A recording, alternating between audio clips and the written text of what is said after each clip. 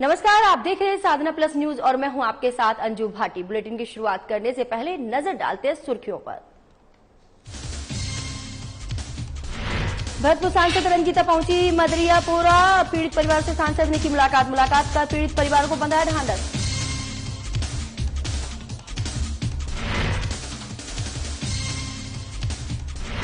भरतपुर सांसद ने दिखाई मानवता। दुर्घटना के दौरान सांसद ने किया सराहनीय कार्य। अपनी कार में घायलों को पहुंचाया अस्पताल।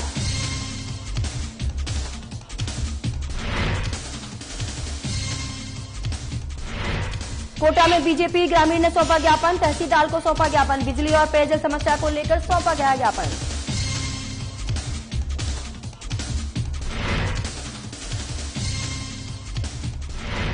भरतपुर में पीएचईडी कार्यालय पर ठेकेदारों का प्रदर्शन। रूस यूक्रेन युद्ध की वजह से सामान की बढ़ी कीमतें, अब ठेकेदारों को हो रहा है घाटा।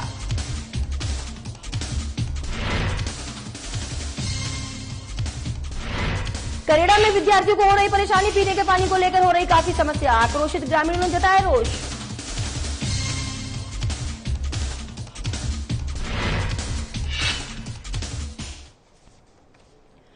मंगलवार को भरतपुर सांसद रंजीता कोली विधानसभा क्षेत्र नदबई के अंतर्गत गांव मदरियापुरा पहुंची, जहां सांसद ने आगजनी में हुए 13 घर के पीड़ितों से मुलाकात की और पीड़ित परिवारों से मिलकर उन्हें ढांढस भी बंधाया। सांसद ने मौके पर मौजूद संबंधित अधिकारियों को सभी पीड़ित परिवारों को मुआवजा दिलाने और हर संभव मदद करने के निर्देश दिए। इस दौरान वरिष्ठ बीजेपी नेता दुष्यंत सिंह, युवा नेता दिनेश भात्रा और अन्य कार्यकर्ता भी सांसद के साथ मौजूद रहे।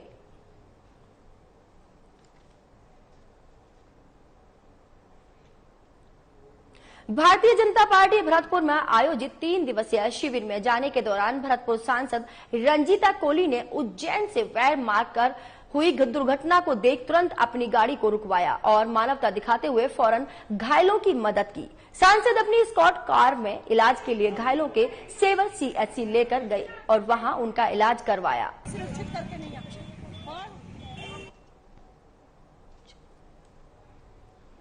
3 दिवसीय शिविर जो लग रहा है प्रशिक्षण, इसमें जाते हुए 2 मोटरसाइकिलों में बहुत भयंकर रूप से एक्सीडेंट हुआ है। सेवर सीएचसी पे उनको एडमिट कराया है और उनके उपचार के लिए मैं डॉक्टर साहब से भी बात कर रही हूँ कि जो भी है अगर आपसे मैनेज नहीं होता है तो उनको रेफर जल्दी से जल्दी करें। और इनके परिवार वालों से भी मैंने खुद बात करी है, क्योंकि परिवार आकर के इनको देखे और 2 महिला तो जैसे एक बच्चे को बहुत ज्यादा ही लगी। भारतीय जनता पार्टी ग्रामीण मंडल झालरापाटन द्वारा झालरापाटन तहसीलदार को ज्ञापन सौंप कर बताया गया कि राजस्थान सरकार ने जो झालावाड़ ग्रामीण में अघोषित बिजली कटौती की जा रही है, उससे पूरा जनजीवन परेशान हो गया है। ग्रामीण क्षेत्र में हर दिन घंटों कटौती की वजह से ग्रामीण क्षेत्र के विद्यार्थियों की पढ़ाई बाधित हो रही है। क्षेत्र में शादी विवाह में अघोषित कटौती के कारण बिजली आदि के लिए जनरेटर आदि का खर्च बढ़ गया है। बिजली कटौती की वजह से जल विभाग की पानी की टंकी समय पर नहीं भर पा रही है।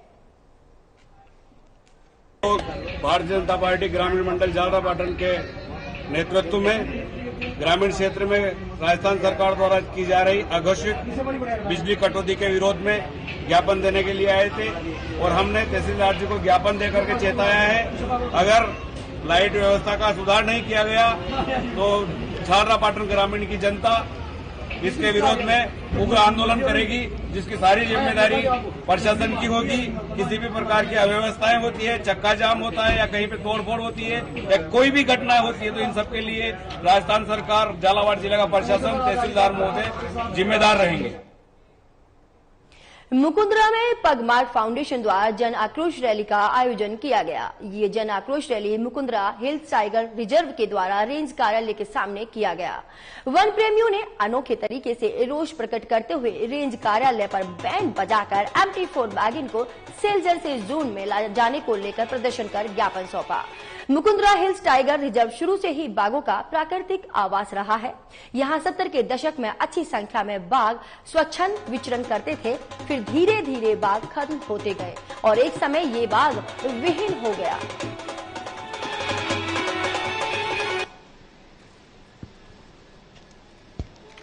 रैली का आयोजन किया है, तो सांकेतिक बैंड बजाने का आज हम लोगों का कार्यक्रम था दरा रेंज कार्यालय पर। 82 स्क्वायर किलोमीटर का जो इंक्लोजर फॉरेस्ट डिपार्टमेंट ने बनाया था, वहां से टाइगर को शिफ्ट किया इन्होंने सेलजर में, जो बिल्कुल एक असुरक्षित जगह है। राजस्थान की पूर्व यशस्वी मुख्यमंत्री वसुंधरा जी ने एक संकल्प लिया था और एक सपना देखा था मुकुंदरा को डेवलप करने का, और इनकी नाकामियां जो वन विभाग की और वर्तमान सरकार की है, उसको देखा जाए तो मुकुंदरा को बर्बाद कर रही है। इनका कोई विजन नहीं है। जहां टाइगर सेलजर ऐसे इलाके में रखकर छोड़ा है जहां घनी आबादी है और वहां किसी प्रकार की घटना हो सकती है। किसी प्रकार का इन्होंने कोई भी अवेयरनेस कैंपेन, लोगों को जागरूक करने का अभियान नहीं चलाया, तो हम उसका विरोध करने के लिए यहाँ पर आए। तो ग्रामीणों को सपना दिखाया आपने कि दर्रा के अंदर आप यहाँ पे टूरिज्म डेवलप करोगे, टाइगर टूरिज्म डेवलप होगा। और आज की जो स्थिति है, यहाँ जो एकमात्र बची वाघिन थी उसको भी आप लेकर चले गए, और लग ऐसा ही रहा है कि ये लोग कोई साजिश के रूप में इसको मारना चाहते हैं ताकि ये लोग बिल्कुल ही फ्री हो जाए, आराम की नौकरी काटे, और इनकी कोई योजना नहीं है।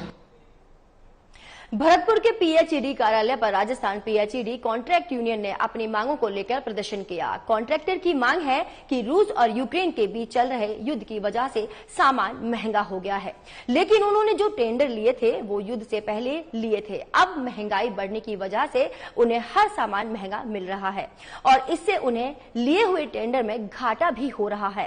कल भी राजस्थान पीएचईडी कॉन्ट्रैक्ट यूनियन ने अतिरिक्त जिला कलेक्टर बीना महावर को अपनी मांगों के लिए ज्ञापन सौंपा था। आज फिर से कॉन्ट्रैक्टर पीएचईडी कार्यालय पहुंचे, जहां पर उन्होंने नारेबाजी करते हुए अपनी मांगों को जल्द पूरा करने की बात रखी।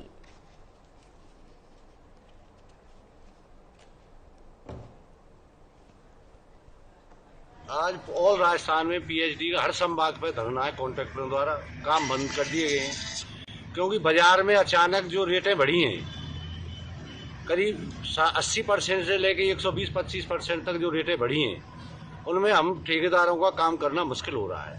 हम सरकार और विभाग से निवेदन कर रहे हैं कि बढ़ती हुई बाजार दरों का आकलन करके और फोर्स मेजर क्लोज आता है बने टेंडर में, उसके तहत हम कॉन्ट्रैक्टरों को राहत प्रदान करें।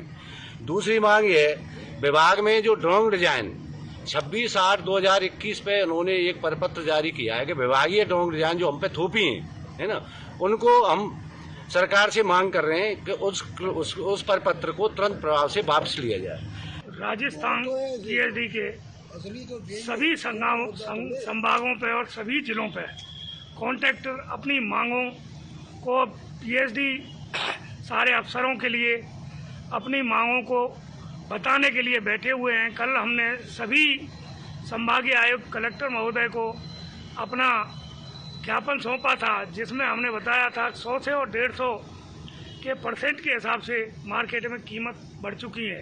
तो मार्केट की कीमतों का आकलन करते हुए हम पीएचडी कॉन्ट्रैक्टरों को उन रेटों का वेरिएशन निकाल के हमें भुगतान करवाया जाए, जिससे कि हम अपना काम समय से पूर्ण कर सकें। और इस वक्त की खबर सामने आ रही है, धौलपुर में शराब से भरा ट्रक पलट गया है। धौलपुर में पलटा शराब से भरा ट्रक। बहरोड से धौलपुर आ रहा था ये ट्रक में करीब 850 पेटी शराब थी। सरमथुरा क्षेत्र के बथुआ खो की यह घटना। इस वक्त की खबर आपको सामने आ रही है। आपके बता दें कि धौलपुर में पलटा शराब से भरा ट्रक। बहरोड से धौलपुर आ रहा था ये ट्रक में तकरीबन 850 पेटी शराब बताई गई है। सरमथुरा क्षेत्र के बहुआ खो की है ये घटना। इस वक्त की खबर सामने आ रही है, धौलपुर में शराब से भरा जो ट्रक है वो पलट गया है। आपको बता दें कि बहरोड से धौलपुर आ रहा था ये ट्रक में तकरीबन 850 पेटी शराब की थी। सरमथुरा क्षेत्र के बथुआ खो की है ये घटना। इस वक्त की खबर आपको बता रहे हैं, धौलपुर में शराब से भरा ट्रक पलट गया है। बहरोड से धौलपुर आ रहा था ये ट्रक में तकरीबन 850 पेटी शराब की बताई गई है। सरमथुरा क्षेत्र के बथुआ खो की यह घटना बताई जा रही है। इस वक्त की खबर आपको बता रहे हैं, जहां पर धौलपुर में शराब से भरा ट्रक पलट गया है। बहरोड से धौलपुर आ रहा था ये ट्रक।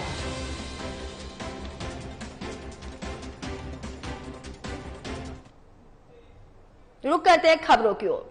करेड़ा ग्राम पंचायत के मेवासा गांव स्थित राजकीय उच्च प्राथमिक विद्यालय में छात्रों के पीने के पानी की व्यवस्था नहीं होने से आक्रोशित ग्रामीणों ने स्कूल में पहुंचकर रोष व्यक्त किया। जानकारी के मुताबिक मेवासा गांव स्थित राजकीय उच्च प्राथमिक विद्यालय में छात्रों के लिए पीने की पानी की व्यवस्था नहीं है। पीने के पानी के टैंक में बड़े बड़े पत्थर भरे हुए हैं और पानी के अंदर जाड़ उग आई है। साथ ही पानी की टंकी में भी इतना गंदा पानी है कि मानो वो शौचालय का पानी हो। पानी की समस्या है। हमारी जो मेन लाइन आ रही थी उसको या गांव वालों ने बाहर से तोड़ दिया है। विगत 1 महीनों से परेशान कर रखा है। 1 महीनों से परेशान कर रखा है। इसके गवाह ये सामने गांव वाले भी है, हमारे अध्यापक भी है और आए दिन तोड़ फोड़ असामाजिक तत्वों द्वारा की जा रही है। तो छात्रों को पानी पीने के लिए क्या व्यवस्था है? छात्रों को इस समस्या से निजात दिलाने के लिए हम बोतल मंगा रहे हैं। बोतलें पानी की बच्चों के साथ ही मंगा रहे हैं। पानी के टैंकर और ना जो पीने के पानी की टंकी है उसमें भी बड़ी गंदगी है। ये सब गंदगी इन असामाजिक तत्वों द्वारा डाली गई है और आए दिन तोड़ फोड़ कर रहे हैं। कोटा जिले में दिन दहाड़े एक युवक की चाकू मारकर हत्या कर दी गई। मृतक का नाम ताबीज था। वहीं मृतक विज्ञान नगर इलाके का रहने वाला बताया जा रहा है। हमारा भतीजे का लड़का है, नाम क्या है? ताबीज, मोहम्मद ताबीज। तो ये सिलाई की दुकान से अपने कपड़े लेने जा रहा था। तो रास्ते में इन लोगों ने रोका इसको। 5-7 जने थे, सोहेल वगैरह, ये 5-7 जने थे। गाली गलौज करी। 5-7 जने इन्होंने चाकू से वार करे। एक चाकू उसके यहाँ लगा और एक चाकू और एक और लड़का है उसके भी चाकू लगा साथ पे। तो इनके 2 जनों को चाकू। 11 बजे करीब ताबिश निवासी अमन कॉलोनी अपने दोस्त साहिल के साथ मोटरसाइकिल से संजय नगर वी की तरफ गया था। तो सोहेल और उसके कुछ साथियों ने उसको रोक के गाली गलौज की और किसी पुराने विवाद को लेकर, जिस पर 4-5 साथी थे उसके, जिन्होंने उसके साथ मारपीट करना शुरू कर दिया। और इस दौरान साहिल ने सोहेल ने ताबीज के चाकू से वार कर दिया। वो घायल हो गया और मारपीट में साहिल के भी कुछ चोटें आई है। जैर इलाज उसको सुधा हॉस्पिटल में भर्ती। इस बुलेटिन में फिलहाल इतना ही। देश दुनिया की बड़ी खबरों को जानने के लिए आप देखते रहिए साधना प्लस न्यूज। नमस्कार।